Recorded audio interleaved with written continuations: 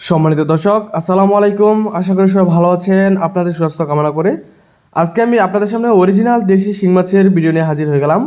প্রিয় দর্শক শ্রোতা, আপনারা যারা উন্নত মানের এবং অরিজিনাল দেশি শিং মাছের পোনা খুঁজছেন তারা চাইলে আপনারা আমাদের সাথে যোগাযোগ করতে পারেন। কেননা বর্তমান সময়ে আলহামদুলিল্লাহ আপনাদের দোয়ায় আমরা আমাদের হ্যাচারিতে ভালো জাতের বুট থেকে দেশি শিং মাছের পোনাগুলো উৎপাদন করেছি। এমনকি আমরা আমাদের হ্যাচারির সকল ধরনের মাছের পোনাগুলো ইনব্রিডিং মুক্ত। তাই আপনারা যারা ভালো মাছের পোনা খুঁজছেন তারা চাইলে এখনই আপনারা আমাদের ব্রিজ কিনে থাকা নাম্বারে যোগাযোগ করতে পারেন।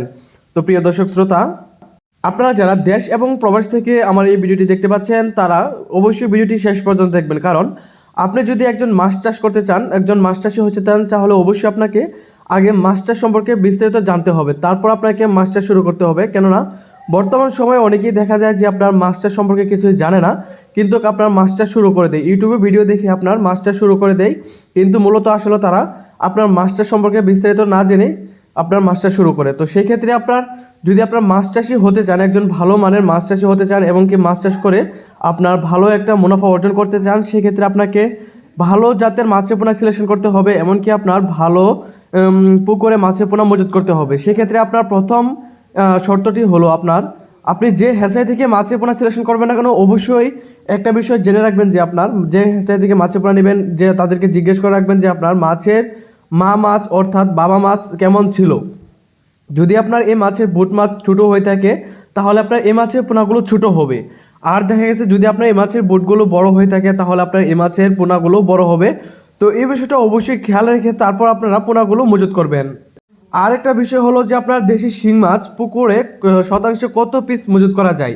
অনেকেই ভুলটা করে থাকে যে আপনার অধিক ঘনত্বের মাছের পোনাগুলো পুকুরে মজুত করে ফেলে, যার ফলে আপনার দেখা গেছে মাছ বড় হয় না, মাছ ছোটো বড় থেকে যায়, যার ফলে আপনার একসাথে বাজারে একটা মূল্য পাওয়া যায় না, একসাথে বাজার বিক্রি করতে পারেন না। এতে করে আপনার অনেক সমস্যার সম্মুখীন হতে হয়। দেখা গেছে বড় মাছগুলো ছোটো মাছগুলোকে অ্যাটাক করে ফেলে, এতে আপনার মাছের শরীরে ঘা হয়ে যায়, মাছ মারা যায়, নানান ধরনের সমস্যা দেখা যায়। তো এই বিষয়টা অবশ্যই খেয়াল রেখে তারপর পুকুরে পোনা মজুত করবেন। তো প্রিয় দর্শক, আপনারা যদি প্রতি শতাংশে দেশি শিং মাছের পোনা মজুত করতে চান তাহলে সেই ক্ষেত্রে আপনার 600 থেকে 700 পিস পোনা প্রতি শতাংশে মজুত করতে পারবেন, এটা আপনার কালচারিংয়ের ক্ষেত্রে। আর যদি মনে করেন যে আপনার নার্সিং করবেন, সেক্ষেত্রে আপনার মনে করেন 1500-2000 কেজি পর্যন্ত আপনারা পুকুরে প্রতি শতাংশে মজুত করতে পারবেন। তো সম্মানিত দর্শক, আপনারা দেখতেই পাচ্ছেন এক সাইজের পোনা। আপনারা যারা এরকম ভালো মানের পোনা নিতে চাচ্ছেন তারা চাইলে আপনারা আমাদের সাথে যোগাযোগ করতে পারেন। আমরা আমাদের হ্যাচারি থেকে সারা বাংলাদেশে এই মাছের পোনাগুলো ডেলিভারি দিয়ে থাকি।